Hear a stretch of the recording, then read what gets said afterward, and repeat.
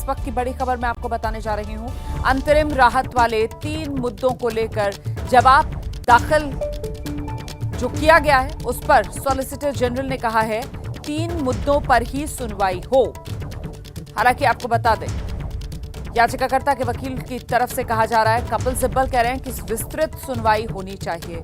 तो कपिल सिब्बल की तरफ से विस्तृत सुनवाई की मांग की जा रही है और वहीं सॉलिसिटर जनरल कह रहे हैं कि 3 मुद्दों पर ही सुनवाई हो। 3 मुद्दे जिन पर स्टे, एक तरीके से स्टे तो नहीं कहा जाएगा, लेकिन जो सरकार ने खुद ही कहा था कि ठीक है फिलहाल वो इस पर आगे नहीं बढ़ेगी, उसी को लेकर सॉलिसिटर जनरल की तरफ से कहा जा रहा है कि इन्हीं मुद्दों पर सुनवाई सीमित हो। कपिल सिब्बल कह रहे हैं विस्तृत सुनवाई हो।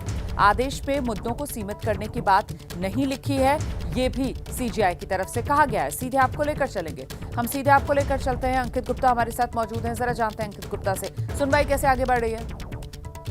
देखिए रुमाना, इस बात का भी आपने जिक्र किया, अभी कोर्ट में इस बात पर ही जिरह चल रही है कि कोर्ट में जो पिछली सुनवाई हुई थी जिसमें जो अंतिम आदेश दिया गया था, क्या उसी को ही वहां तक सीमित रखा जाए या जो वक्फ संशोधन कानून आया है जो जिसमें तमाम पहलू हैं जो संशोधन किए गए हैं उन तमाम मुद्दों पर भी सुनवाई होनी चाहिए। तो जो सॉलिसिटर जनरल है वो यही कह रहे हैं कि जो अंतिम जो आदेश दिया गया था, जिन 3 पहलुओं पर सुनवाई हुई थी उन्हीं पर ही जो है फिलहाल सुनवाई को केंद्रित करना चाहिए। जबकि कपिल सिब्बल जो है उसका विरोध करते हुए ये कह रहे हैं कि इन 3 मुद्दों पर ही नहीं बल्कि वक्फ संशोधन कानून जो लाया गया है उसमें जो तमाम पहलू हैं जिसको लेकर के अलग अलग याचिकाएं दायर हुई थी उन तमाम पहलुओं पर सुनवाई होनी चाहिए। तो फिलहाल जो है आप नजर बनाकर रखिएगा अंकित गुप्ता, जैसे कोई और